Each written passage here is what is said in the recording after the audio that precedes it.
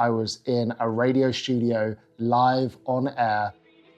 During the show, I felt like I was going to faint. I had to leave the live radio show, go straight to the hospital, and I was diagnosed with type 1 diabetes. Can't lie, bruv. For the past 3 weeks, I've been feeling terrible. I think I got a kidney infection. I'm on a journey to meet other Vertex employees who live with the disease as well, to really truthfully understand what it's like to have type 1 diabetes.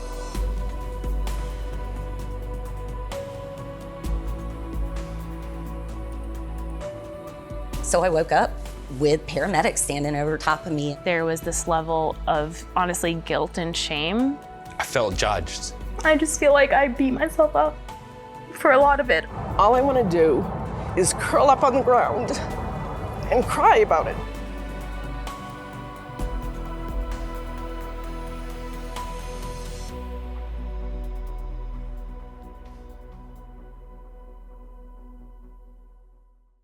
One extra.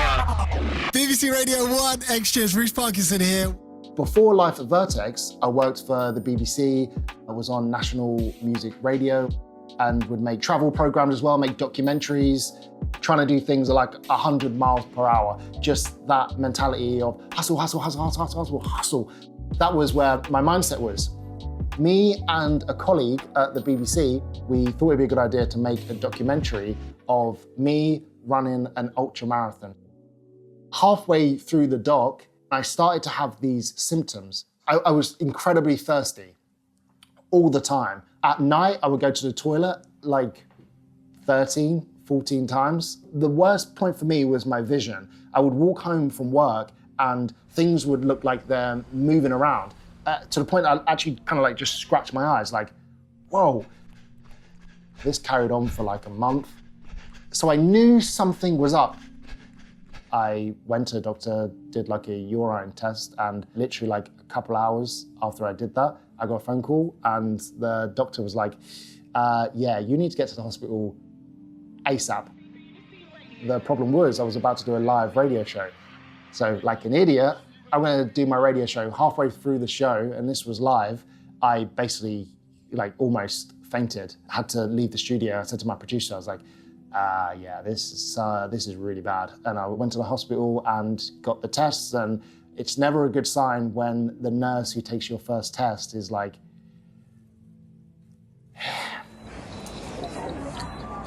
Just got diagnosed with type 1 diabetes, which flipping sucks.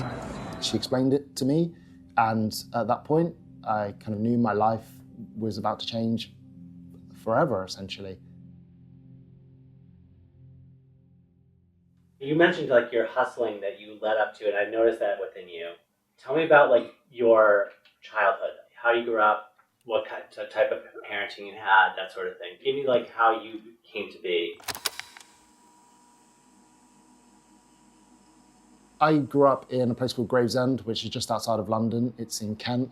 Very traditional single mum, working class family. I think that's when it's installed in you. You know, you can either make something out of your life or not really. You haven't got loads of opportunities around you, so you got to make your mark for what you want.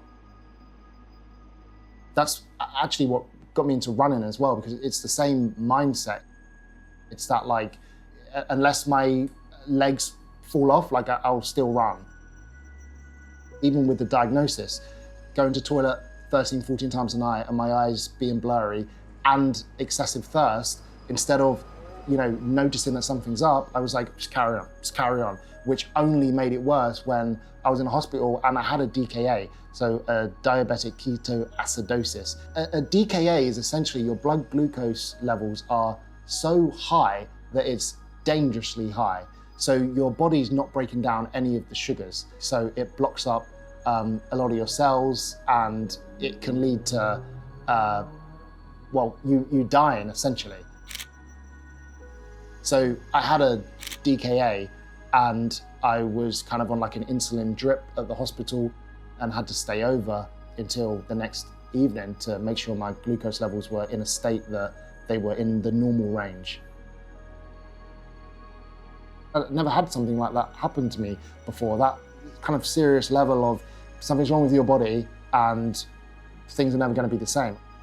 I remember the nurse saying that, she's like, yeah, things aren't ever going to be the same for you. You could go blind. You could have to have one of your legs amputated, if you don't look after your levels. And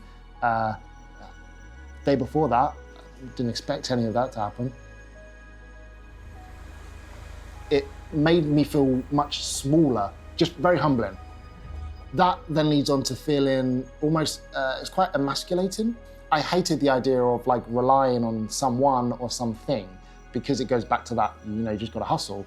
So I hated the fact that I now had to rely on something to keep me going. I couldn't just do it all by myself. Insulin doesn't solve the whole problem. Insulin manages the condition and keeps me alive. Now all the other problems that kind of compound on top of that. You think of lunch coming up, think of dinner tonight, you think of going for a walk, going for a run, the sun. Going to the gym is impacted. Meeting friends for a drink is impacted. I want to quickly go for a run, can't do that. What's your levels? Have you got the food? What's your levels going to be after? What type of run are you going to do? What's the weather on your run? It's like decision after decision after decision. So you can't live that full-blown 100 miles per hour life if you have T1D. Well, maybe someone else can, but I've realized I can't. So tell me about how your day has been today and take me through what your morning routine is like today. Okay, so I'll wake up in the morning. First thing that I do is go on my phone, not to check social media, but to check my glucose levels. Good morning. Okay.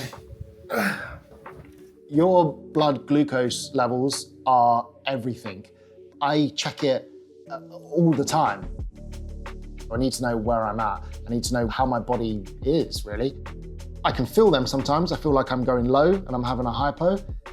Then I need to do something to counter that. My levels are high.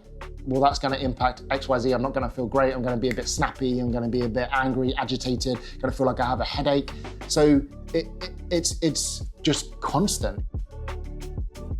It's not just physical. It's not just knowing what my glucose levels are.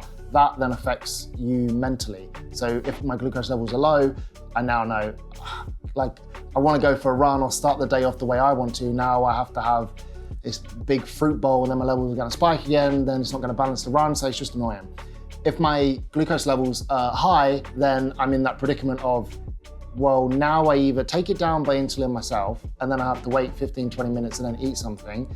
And have they been high the whole night? If they have, then I panic a little bit because I'm like, oh, they've been high the whole night. Therefore, I have a higher chance of going blind when I'm older. That's added a slight percentage on me having to have an amputation at some point. I know it's a bit out there, but if I'm not in the range that I want to be, it throws me off. My life is dictated from something that's outside of my power, it feels like. Because I can't go yes, I'm gonna make sure I'm at a 6.3. I can, but I have to make sure I measure it with the right insulin. I have to make sure I have the right food. It's harder than just, I'm gonna make my levels this. You can't just do that. You have to do 100 other things. I truly believe that more people should be aware of the effects that this disease has on you because it has a huge impact. I want people to have the understanding of what T1D is and have an extreme, real, authentic version of what it's like to live with it. The idea of this project is to be able to tell the stories of Vertexians that live with T1D. So we put a call out internally and that really was gonna make or break this project. I didn't know how many people were gonna show interest. I honestly didn't know it. I didn't know how many people at Vertex had T1D. But I think when we reached out, there was just something special about this project because you're speaking to someone and I'm learning from them and they feel comfortable enough to speak to me because you have T1D. We have that connection between each other. There's this bond, which honestly, it is a special bond. And you just genuinely feel so connected when you have it. Everyone truly has a story that is unique, and I feel very privileged that they're willing to open up to me to tell it.